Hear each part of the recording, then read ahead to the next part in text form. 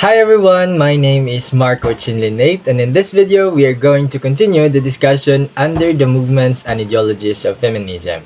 So, let's start. Post-colonial and third world. Post-colonial feminists. They argue that oppression relating to colonial experience, races, class, and ethnic oppression has marginalized women in post-colonial societies. The women here in post-colonial, they've been continue arguing about this oppression in which they became marginalized in their society or something like they keep being powerless. Because of this gender oppression, they do believe that this is the reason why there is patriarchy, ruled by a man. They also disagreed about portraying non-Western societies as passive and voiceless, while the Western societies as modern, educated, and empowered. Post-colonial feminism emerged from gendered history of colonialism. Colonial powers often imposed Western norms on colonized regions. In between 1940s and 1950s, it was the formation of United Nations, former colonies discerned by the West for having social progress. Since there is now an unity between nations, Western countries observe how other former countries evolved by joining this international organization because they do have now information about what is happening in other countries except those countries who didn't join the United Nations. So basically, the status of women is now monitored all over the world. Post-colonial feminism is critical of Western forms of feminism.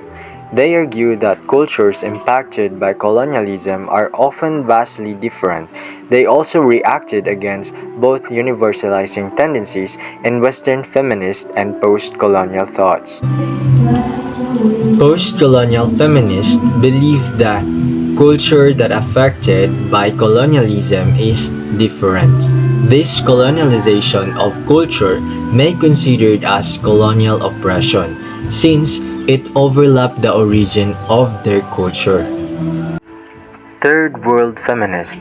Third World Feminisms acquired their views and took part in feminist politics in so-called Third World countries. Third World Feminism start their view in Third World countries.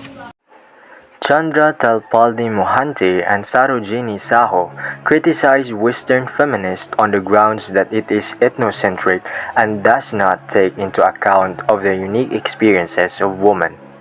According to Mohanty and Saho, they criticize Western feminists as ethnocentric, which means evaluating other peoples and cultures according to the standards of one's own culture. According to Chandra Talpaldi Mohanty, women from Third World feel that Western feminism bases its understanding of women on internal racism, classism, and homophobia. According to Mohanty again, that Third World feminism basis is in internal racism, a form of internalized oppression, classism favoring those people in class, and homophobia, prejudice against gay people. Multiracial. It is also known as women of color. The theory emerged in 1990s and was developed by Dr. Maxine Bakazin, a Chicana feminist, and Dr. Bonnie Thompson-Deal, a sociology expert. From the term itself, multi, madami, racial, races o lahi. In other words, different races. The theory in here is the standpoint theory. Libertarian. According to the Stanford Encyclopedia of Philosophy, classical liberal conceives of freedom from coercive interference. It holds women as well as men have a right to such freedom due to their status as self-owners. From the term itself again, liberty, which means freedom, having an equal rights for both men and women.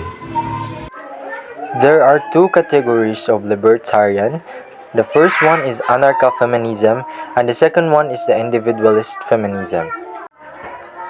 Anarcha-feminism, also called anarchist feminism or anarcho-feminism, combines feminist and anarchist beliefs, embodying classical libertarianism rather than contemporary conservative libertarianism.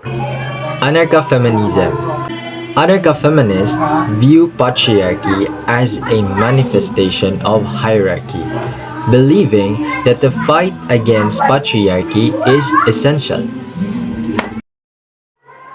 Anarcha-feminist Susan Brown see the anarchist struggle as a necessary component of the feminist struggle, and, according to her, that anarchism is a political philosophy that opposes all relationship power if it is inherently feminist. When we talk about the anarchism, it is a belief that a government and the laws are not necessary.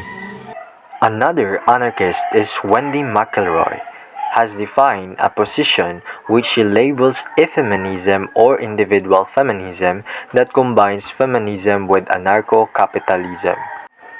Individualist feminism.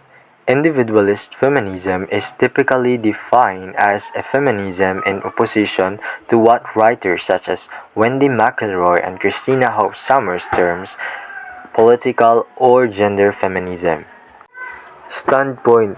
Standpoint feminism have argued that feminism should examine how women's experience of inequality relates to that racism, homophobia, classicism, and colonization.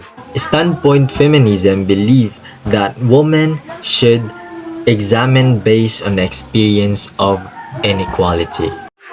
Post-structural and postmodern.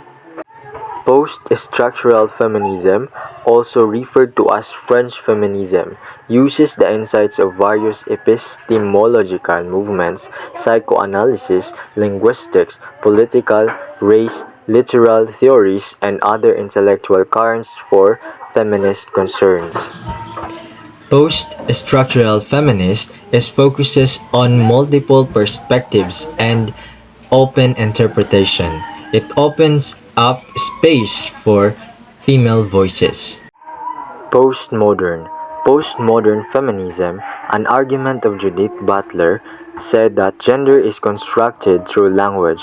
For Butler, woman is debatable category and also states that gender is performative.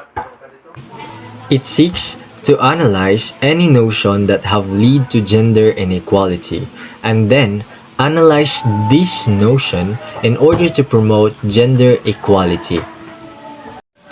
For Butler, she believed that woman is not just being a woman, it's all about how women perform. In a Cyborg's manifesto, Donna Haraway criticizes traditional notion of feminism, particularly its emphasis on identity rather than affinity. Donna Haraway opposes the book of Genesis. She said on her writing that she would not recognize the Garden of Eden. It is not made of mud and cannot dream of returning to dust. Modern feminist theory has been extensively criticized as being too narrow-focused and exclusively associated with Western middle-class academia. Mary Jo Frog criticizes mainstream as being too narrow-focused and inattentive to related issues of race and class. Environmental. Ecofeminism links ecology with feminism. Ecofeminism argue that the men in power control the land, and therefore they are to exploit for their own profit and success. Women are exploited by men. Environmental, it links environment and woman. Ecofeminism argued that men controlled the land and use it for themselves while women are being exploited. Example of environmental feminism, the Chipko movement and Green Belt movement in Kenya. Ecofeminists argue that those people in power are able to take advantage of them distinctly because they are seen as passive rather than helpless, argue that there is connection between woman and nature. They also argued that there is unfair treatment, portraying them as passive rather than helpless. Vandara Shiva claims that woman has a special connection to the environment. Janet Bale has criticizes ecofeminism for focusing too much on mystical connection between woman and nature and not enough on actual condition of woman.